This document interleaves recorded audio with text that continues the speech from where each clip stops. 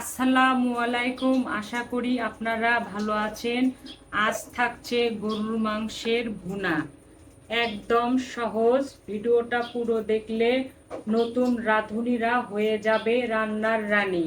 চলুন দেখে আসি কিভাবে তৈরি করেছি। যা যা প্রয়োজন গরুর মাংসের ভুনার জন্য, এখানে আমি 1 কেজি গরুর মাংস নিয়েছি, রেগুলার কাট করা। হাড্ডিটা অপশনাল, তবে যে কোনো খাওয়ার উপযোগী এখানে হাড্ডি নেওয়া যাবে। তার জন্য আমি কিছু মশলা নিয়েছি। এখানে 2টো তেজপাতা নিয়েছি, 5টা সাদা এলাচ নিয়েছি, একটা বড় কালো এলাচ নিয়েছি, 3টা লং নিয়েছি, হাফ চামচ কালো গোলমরিচ নিয়েছি, 4-5টা ছোট দারচিনির টুকরা নিয়েছি, একটা বড় জয়ফলের 4 ভাগের 1 ভাগ নিয়েছি, জয়ত্রীর বড় একটার অর্ধেক নিয়েছি। এখন এই মশলাগুলো আমি বেটে নেব। বেটে নিলে কিন্তু রান্নাটা অনেক সুস্বাদু হবে। বাটা হয়ে গেলে কি উপকরণ নিয়ে আমি রান্নায় চলে আসব। আমাদের মশলা বাটা হয়ে গেছে, কড়াই বসিয়ে দিয়েছি, কড়াই গরম হয়ে গেছে। আমি হাফ কাপ তেল দিলাম বা পরিমাণ মতো। আমি সরিষার তেল দিলাম, এখানে যে কোনো তেল দেওয়া যাবে।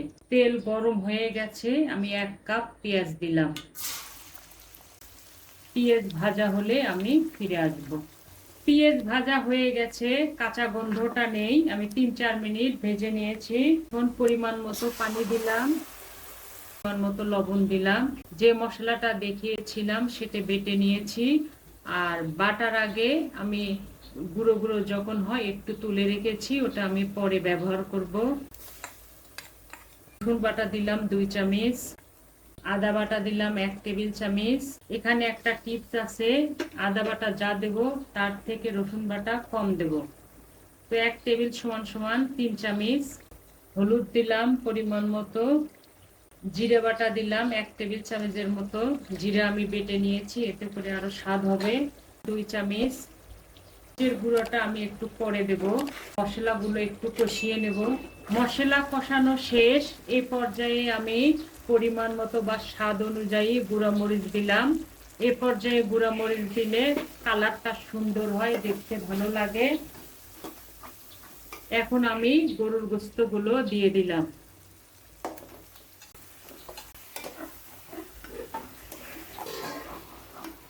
সঙ্গে 4টা রসুন দিলাম, অপশনাল।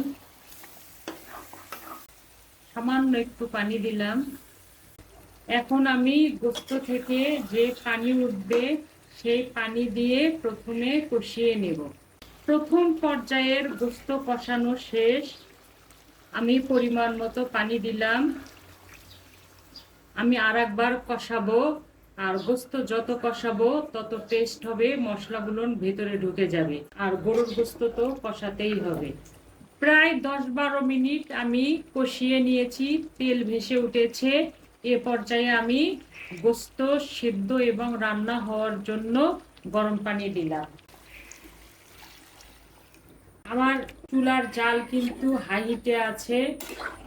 আমি কিন্তু শুরু থেকে সব সময় গোশত অনেক কয়েকবার নাড়ানাড়ি করেছি, যেন লেগে না যায়। কারণ গোশত লেগে গেলে মশলাগুলো পুড়ে যাবে, খেতে স্বাদ হবে না। জালটা হাইটে থাকলো, রান্না হতে থাক, আমি পরে ফিরে আসব। ফিরে এলাম প্রায় 20 মিনিট পরে। মাংস প্রায় সেদ্ধ হয়ে গেছে। এ পর্যায়ে আমি 2 টেবিল চামচের মতো পেঁয়াজ বেরেস্তা দিলাম, 2টো শুকনো মরিচ দিলাম। পেঁয়াজ বেরেস্তাটা এ পর্যায়ে দিতে হবে, এতে করে স্বাদ, গন্ধ, কালার সবকিছু অটুট থাকবে। আর মরিচ দুটো দিলাম, এটা স্বাদ করবে, ফ্লেভার করবে, ঝাল করবে না। আমি আরো একটু গ্রেভি করব, ওই জন্য আরো একটু জাল দেব।